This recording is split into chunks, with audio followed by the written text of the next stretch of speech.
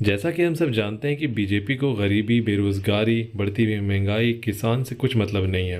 वो इलेक्शन सिर्फ एक ही चीज़ पे लड़ती है, धर्म की राजनीति, जिस पे कुछ अंधभक्त उन्हें वोट भी देते हैं। आज की इस वीडियो में हम देखेंगे कि कैसे कांग्रेस के नेता उदित राज, बीएसपी के सांसद श्याम सिंह यादव और एआईएमएम के प्रवक्ता सैयद आसिम वकार तीनों ने मिलकर डिबेट के दौरान बीजेपी के प्रवक्ता के शर्मा की अच्छे तरीके से बैंड बजाई और बीजेपी की सारी पोल पट्टी खोल दी। तो इस मजेदार वीडियो में अंत तक बने रहिए और चैनल को सब्सक्राइब कीजिए।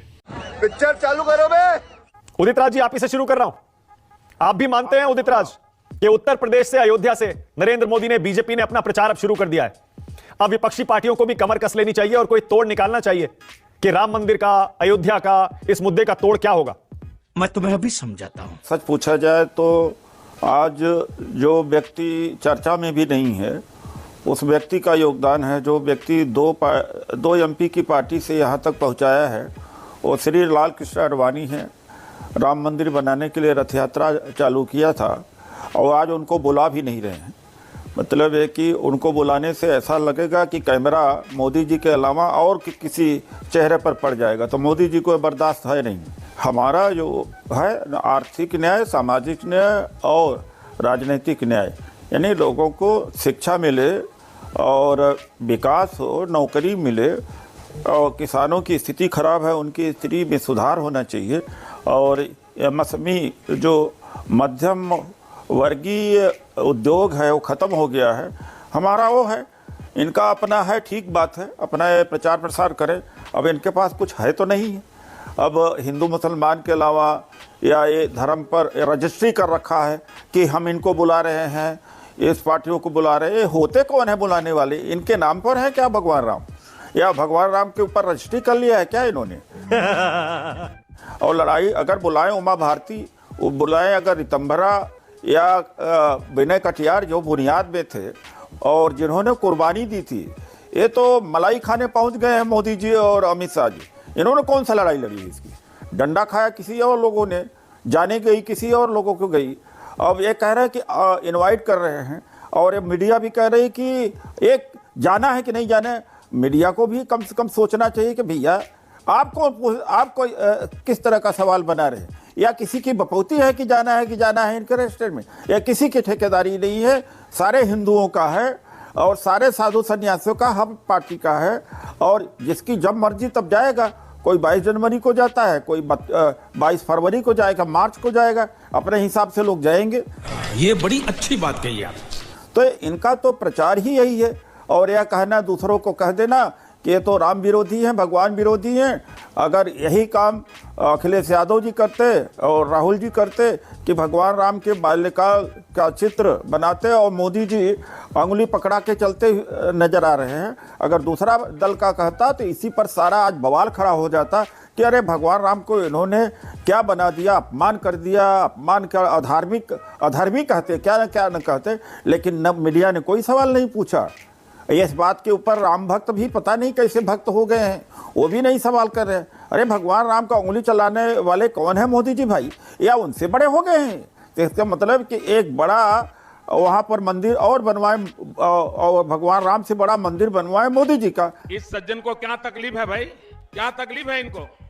जिस तरह से चित्र में दिखाया गया है कि मोदी जी बड़ा कद के, भगवान राम छोटे बाल्यकाल, अंगुली उनका लेकर के उनको रास्ता दिखा रहे हैं। तो इनके लिए मतलब आप ये कह रहे हैं उदित राज जी के इस मुद्दे का बीजेपी को कोई फायदा चुनाव में नहीं मिलेगा?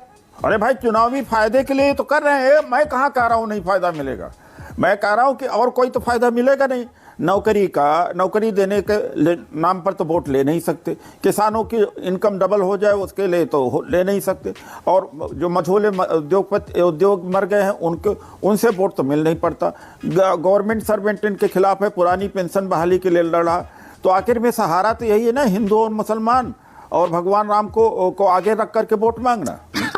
सही पकड़े हैं। पर श्री राम का मंदिर हिंदू मुसलमान कैसे हो गया उदित राज जी? इसकी प्राण प्रतिष्ठा हो रही है, मंदिर टेंपल ट्रस्ट मैं नहीं कर रहा, निगरानी में बन रहा है सुप्रीम कोर्ट के आदेश के बाद। आप कह रहे हैं हिंदू मुसलमान? अरे तो जब सुप्रीम कोर्ट के आदेश के बन रहा है तो ये कौन होते इनवाइट करने वाले? एक बात है, मैं यह कह रहा था मानक जी, दो बात के, या तो हिंदू मुसलमान पर ये वोट लेते हैं, मैं यहाँ नहीं कह रहा हूँ, या तो इसके नाम पर ले रहे हैं, मैं यह कह रहा हूँ, ये दो अलग अलग चीजें, इसको देखिए। और जो लड़ाई लड़ने वाले थे बुनियाद में, वो कहाँ हैं इस समय? बात तो सही है।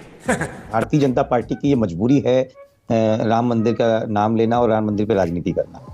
सन 1980 से लेकर आज तक इन्होंने दो ही काम किए हैं, या तो राम के पीछे भागे हैं और राम के पीछे छुपे हैं, और या फिर गोवलकर के विचारों को जगाड़ने की इस देश में कोशिश की गई है। और कमोवेश अब वो दोनों ही काम कर रहे हैं, क्योंकि 2014 में जो सपने दिखाए थे मोदी जी ने, अब उनका रिपोर्ट कार्ड देने का समय है। तो 2 करोड़ की जॉब करने की बात हो, बुलेट ट्रेन की बात हो, 6 लाख गाँव में ऑप्टिकल फाइबर लगाने की बात हो, सितंबर 2023 में साबरमती और बुलेट ट्रेन चलाने की बात हो, ऐसी हजारों चीजें हैं जिस पे वादे इन्होंने दिखलाए थे, सपने दिखाए थे, वो सब खत्म हो गए। तो उस पे बात तो नहीं दे सकते ना, उसके रिपोर्ट कार्ड कैसे करेंगे? किसी भी सरकार को मंदिर या मस्जिद बनाने के लिए नहीं चुना जाता है, उस सरकार को जिस जनता के लिए काम करने के लिए चुना जाता है। मैं जानता हूं। आसिम बकार, क्या श्री राम मंदिर बनने के बाद उसका राजनीतिक फायदा बीजेपी ले जाएगी? क्या तैयारी तो पूरी है आसिम बकार? बिल्कुल ले जाएगी, बिल्कुल ले जाएगी, बिल्कुल ले जाएगी सर। और जिस वक्त राहुल गांधी जी मोहब्बत की यात्रा कर रहे थे, देश भारत जोड़ो देश की यात्रा कर रहे थे, पूरे मोहब्बत की दुकान खोल रहे थे, ये बात है।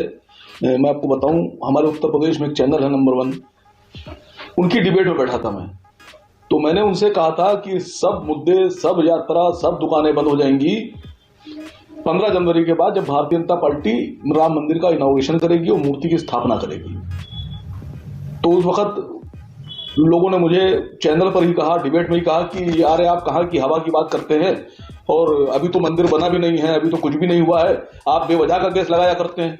तो मैंने कहा था आप भी यही हैं और मैं भी यही हूँ, 6-7 महीने की बात है, यही रिजल्ट निकलेगा और मेरी बात सच होगी या गलत होगी आप लोग देख लेंगे।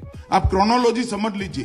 देखिए, भारतीय जनता पार्टी पूरी तरीके से राम मंदिर के मुद्दे को पॉलिटिकल फायदे के लिए इस्तेमाल कर रही है, इसमें कोई दो राय नहीं है, इसमें कोई मना भी नहीं कर सकता। आप बात तो समझिए, भारतीय जनता पार्टी जो नया मुद्दा लड़ाई का ले आई है, वो जानते हैं क्या है? अभी तक जो लड़ाई थी, अभी तक जो पॉलिटिकल स्टैंड था, वो था हिंदू वर्सेस मुसलमान। और आज बीजेपी ने बहुत खूबसूरती से जो स्टैंड बदला है, वो है हिंदू वर्सेस हिंदू।